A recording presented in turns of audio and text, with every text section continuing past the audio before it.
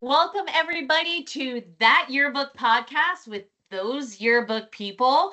You've got Jim and I both here today, and we're getting ready with Season 2, Episode 8, which means we're wrapping up the school year, which is kind of crazy. We have one more after this. And one more after this. Oh my gosh, it's flying by, but we're so excited to talk to you guys today about theme. It's our favorite time of year. We're going to jump into that for a second, but first of all, Jim, have you recovered since getting back from JEA? We were both at the JEA NSPA convention in Seattle. It was awesome. So many great things happening there, but you know, I had the jet lag. Jim didn't have it as much. But Seattle was amazing. Amazing. The weather, everybody said it was the best weather they've ever seen in Seattle. I came home to Sacramento, where I live, raining and cold. It was crazy. But that is like one of the best convention sites. And I just want to tell everybody again, start planning for 25, 26 to get to one of these conventions. We have Nashville in the fall, and we have Minneapolis in the spring. And it does take a long time to get approval, but get your students there. When I reflect back on my career, taking my students to these conventions made all the difference in my program. It really did. Because you see, well, your kids get to see how big of a world scholastic journalism is. Who would have known? You know what I mean? Like, exactly. Who knew? Like, until you go to these conventions and you see how many other, publications are out there and the amazing work that schools and students are producing day in and day out, like, it's a whole thing. And so, but you need to see it with your own eyes. Like, you need to go and experience the whole thing. And it's also awesome to see schools getting recognition for all their hard work. We got to celebrate a lot of our own pacemaker winners, a lot of winning contests. So it was really awesome to see, like, hey, you put in a year's worth of work into creating this publication, and now you're reaping the rewards from that. And that's always fun to see, always exciting. Yeah, and it needs to become a part of the culture of your program. I think kids like to be on yearbook in my era because they got to go to cool places. Yeah. And I have so many kids who they'd never flown before, they'd never been to a big city, they'd never done these kind of things. And now they're like international business people, and they got their start with all this stuff on their yearbook trips. So it's educational as much as anything. And Seattle was cool. It was hilly. You got to be willing to walk up some hills, but it was good. And I did see a seal in the water while running down by the water. I saw a little seal like popping in and out. I was like, nature. It was awesome.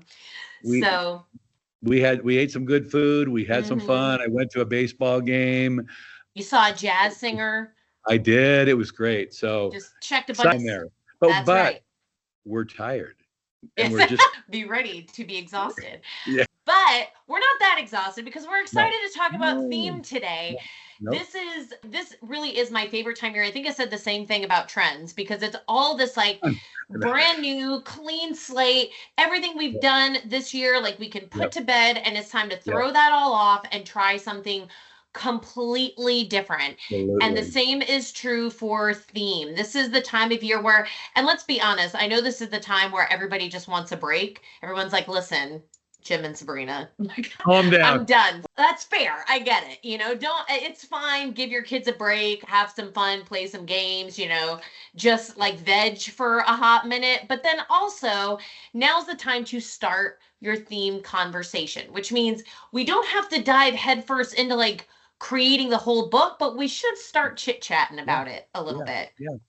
And so, and this is what the exciting part is with yearbook for me. And I think I'm like you. We could talk about writing. We could talk about design. We could talk about theme. We love it all. But the theme thing is you start every year with absolutely nothing. And then slowly, idea by idea, page by page, you create this amazing book. And some of you are almost there. Your book is almost here. Some of you even have your books we saw in Seattle, but then you have that moment where you open the box and there it is. And it all starts with these theme conversations we're having right now. Mm-hmm. I got to be in a workshop in Alaska, which was cool. And we started this process. And then I was in Kansas City where over 200 yearbook students and probably over 30 staffs started this exact conversation there. So they're on their way to 2026, and we want to help give you a start on your 2026 book by having this theme conversation. Yeah, and it is important to start now. Theme is the cornerstone of your book. I always say, I'm sure some of you have probably heard me tell this story before, but whenever I think about theme, I think about when I worked at American Eagle just for a couple months when I was in college. Ooh. And I was a waitress all through college. This was like a change of pace for me. That's why it was short-lived. But I worked there for just a couple months, and I'll never forget this kid that came in, and mom and dad weren't watching him, and he was like wreaking havoc around the store. Like everything I just folded, he was like ripping things off the table. He was inside all the like little displays of like hangers and everything, and he was like ripping stuff off the hangers and off shelves, and he was driving me bonkers. And eventually like he got gathered and taken away. But every time I think of theme, I think of that kid, because theme touches everything. That kid touched everything in the store. Theme touches everything in your book. So we have to start with theme first before anything else. That's why it's so important that we start early, so that we have time to be able to play with the idea and not feel rushed. And Jim, I'm sure you've seen this too with schools, like where they feel compelled to make a decision on the theme right now, because they're like, oh, we gotta pick colors, we gotta pick fonts, we gotta start designing, we gotta make a cover. And so they're just jumping headfirst and committing to a theme so early, when really you don't have to commit yet. It's time to date. Yes. Yeah. Time to date a little. Yes. Theme dating. Yes. Yeah. And you don't have to rush into marriage. Marriage has to come at some point. But yes, it does. you could even date a couple of people. You know, it could be a few, and then which one you really like. Yeah. Yeah. Why narrow it down so much? You got time. And I think that's part of the conversation that we want to bring here is don't push. You know, it should be a relaxed process. Now, how I did it, and this was a long time ago, right? But we would never pick a theme before school was out, because literally, this is the crazy thing about yearbook. Every minute that ticks by, the staff gets more sophisticated, their skills grow, and they kind of know more about what the whole yearbook process is. And I don't want to go too much farther without talking about really what is a theme? What are you trying to do with a theme? And do we even need a theme? Without question, we need a theme, because we're trying to put our fingers on the pulse of what the year is going to be. If you get really lucky and you really look hard, you're going to find a word, a phrase that will tie into the whole year, and it can really drive the whole creation of your book. And so you want to find that perfect phrase. It's not something that is so generic that it doesn't relate to this year. You really want to find, what do we think's happening? What's going to happen in 25, 26 that's different? What is going to get at the character of your student body, the character of the year? And you want to try to put your finger on that pulse. And I think, again, that process is exciting. You know, we're not going to do finding the puzzle pieces or putting the pieces together, which could be any year, any time. You want something that really gets at the heart of this particular year. And when you hit it, bing, it's magic. Just an amazing magic thing. Yes, it's so exciting when you get that light bulb moment and finally clicks. Pressure on you guys and your staff to come up with that right now before the end of the school year. In fact, when you put pressure on yourselves, you start to limit your ability to think open-minded, like to be creative, to have that kind of freedom for your mind to like roam, you know, and come up with a bunch of random ideas. That pressure is kind of debilitating in that regard. So the less pressure you can put on yourself and say, we have time to play, the more creative your staff can be. We used to do all kinds of random like brainstorming activities around this time of year just to make it fun. I don't even know if you could probably do this in classrooms anymore, but I used to bring in a bunch of wiffle balls, the little light ones that are really, easy to throw. And if we had a concept we were trying to like come up with, other words and phrases for, everybody would stand in a circle and we'd like throw one of the wiffle balls around, and somebody would like, anytime you caught the ball, you had to say something, right? And so they would say something, and then they'd pass the ball to the next person and they would throw something out there. And I had recorders on the outside of the circle. So anything they heard, they were writing down. And then I would start throwing more wiffle balls into the mix. So eventually there's just wiffle balls flying everywhere and everybody's catching stuff and yelling stuff out. And because it's not like one person that it's focused on, you don't feel that pressure as much. It was a lot more freeing for people to just yell out random things that were in their head. They didn't feel judged. They didn't feel that pressure. And then those recorders on the outside are just recording everything that they hear, good, bad, or ugly.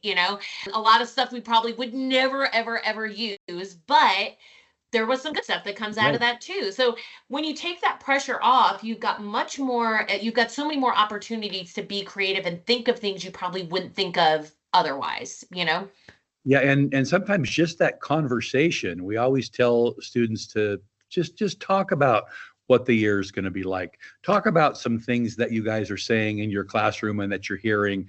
And sometime when you go through that process, you get the phrase and it's so unique and so perfect to your school. Last night, literally, I woke up a little earlier than normal, and you know how early I wake up. I started thinking about what were the themes that my students did.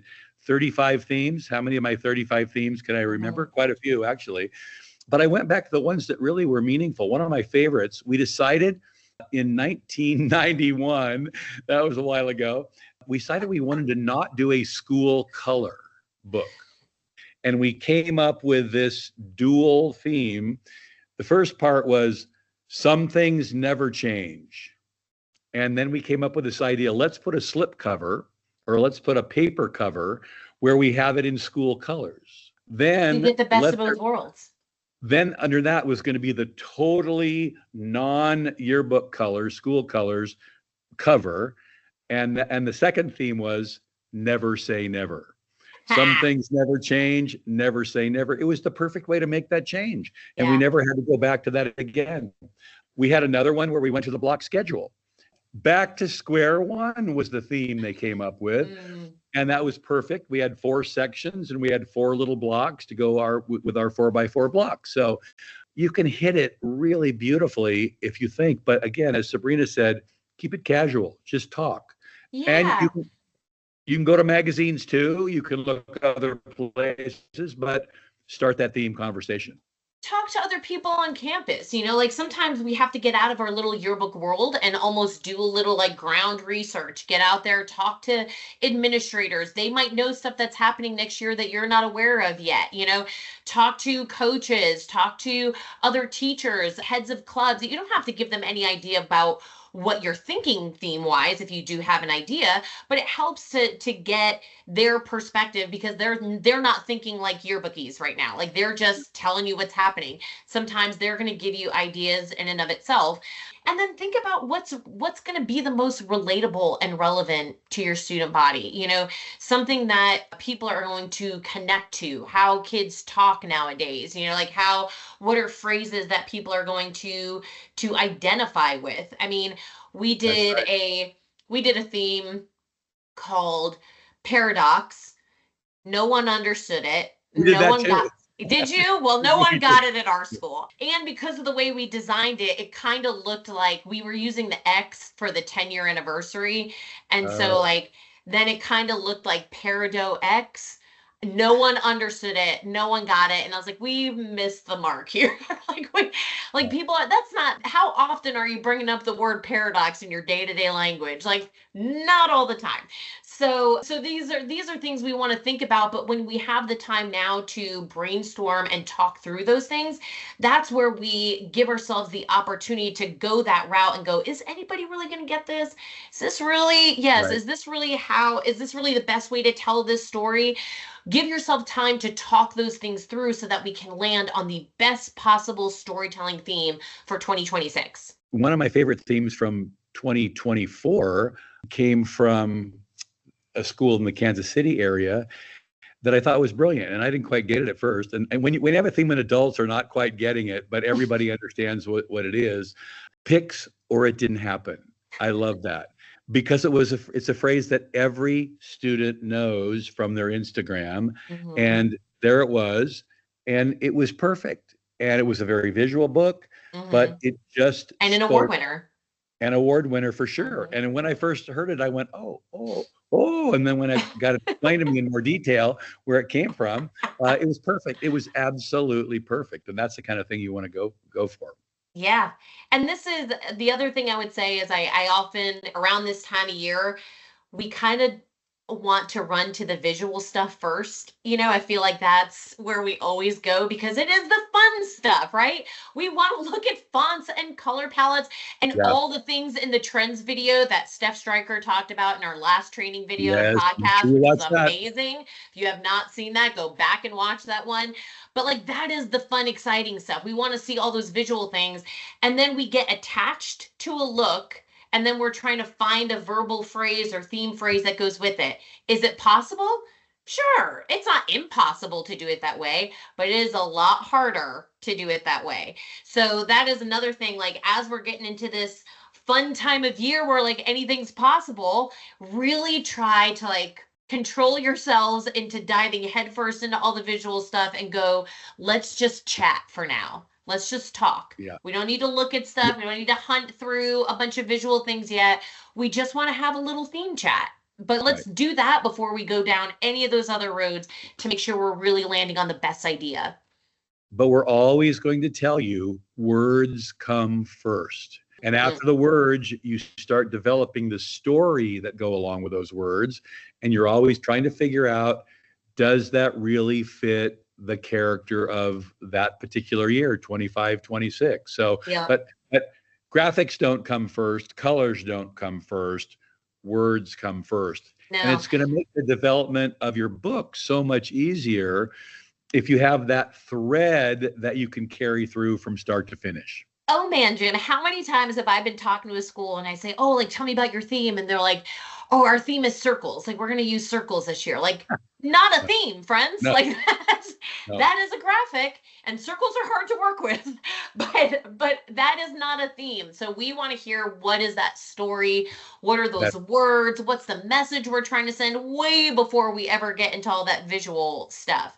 Now, Jim, now's the time of year when we want to play, right? We want to date a theme. You want to date it. You want to talk to it. You want to chat with it a little bit. We don't want to get married yet. But at some point, you're right. We do need to commit. We do need to make a decision. When do you think is the ideal time? Like, when would you say to a school, like, whoa, it's time to walk down the aisle, friends? Like, get ready. It depends on how much training you're getting. So if you go to a summer camp, and we highly recommend going to a summer camp, what I used to do is, okay, when we leave summer camp, we're going to have our theme, or we're going to have it as close to a phrase that we love. Now, maybe you're not going to a camp this year, but then before you have your boot camp, the week before school starts, you've got to get that nailed down, because you don't want to be worrying about theme too much once the ball starts rolling and you start covering, you start interviewing people, finding out what's going on every day. You don't want to get bogged down in that too long during the school year. I suppose you can do it that way, but it's so much easier if those words are set for the most part. Although we're going to show you, there are some schools that it's so much of a process. They started in the spring, they changed it in the summer, and then maybe they hit school or elite weekend. And it morphs again. Yeah, a little commercial here. Start signing up for Elite Weekend. We have the first week of September. It's going to be in Kansas City. Then the road show goes to Orlando. Then it goes to Fort Worth, and then we end up in Anaheim. and you're going to be in a room with 8 to 10 yearbook experts, and they will help you hone that theme so that you really can launch in the middle of September with putting your whole book together. So consider that. That's another great way to set the whole point is we want your process to be smooth. Mm-hmm. We want you to keep your head on your shoulders and not get frustrated as you go through this process. And that's it. Like Jim said, I mean, we've seen schools kind of tear down their whole theme and start over at Elite Weekend. So yes, at some point we need to pick a direction, right? We need to just go like, hey, this is it. This is the one we're going to go with for now. And then let's see where it takes us, and start that journey. But that is not today, friends. That is, we do not need to make that decision today. We need to just start talking about it. Don't worry about the one yet.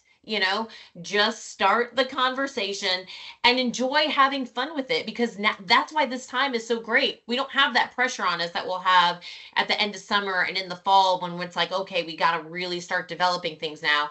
We've got the time to play with these ideas, enjoy it, see what comes from it, see if there's something better out there, and really explore, have that conversation, and come up with the best possible idea. That's right. And that's the fun part. Yes. And like Jim said, Elite Weekends, we definitely want to see you guys there. So as you're thinking about theme, know that that's like a big part of what we talk about at Elite Weekends, and helping elevate that theme, take it to the next level, tweak it, refine it, make it the best that it could possibly be. And also Advisor Academy. If you haven't signed up for Advisor Academy, that is coming up in June. Another great place to get some good theme ideas too, and some good things to do in your classroom about like how to create the best theme idea. Where do we come up with these things? Where do we search? Where do we hunt? And we're going to talk a lot about those things in the training video that's coming up right after this podcast. Yes, we're going to go, Jim and I are going to talk a lot about that, like that, starting that theme conversation. What questions do we ask? Where do we go? What kinds of ideas are out there? So we can have the best possible books for 2026. Because we're so excited. I can't believe that time's already here. The journey begins. Yes, let the fun begin. Let the theme journey start. We're ready. So we're excited to see what you guys come up with. We want to hear those ideas. Share them with us as you come up with some new stuff for 2026. We want to hear about it. We want to know about it. But tune in for this next theme, starting your theme conversation training video. And we can't wait to see what you come up with. We'll see you soon. Bye. Thank you for tuning in to That Yearbook Podcast. Be sure to subscribe and leave us a review on your preferred platform. Happy yearbooking!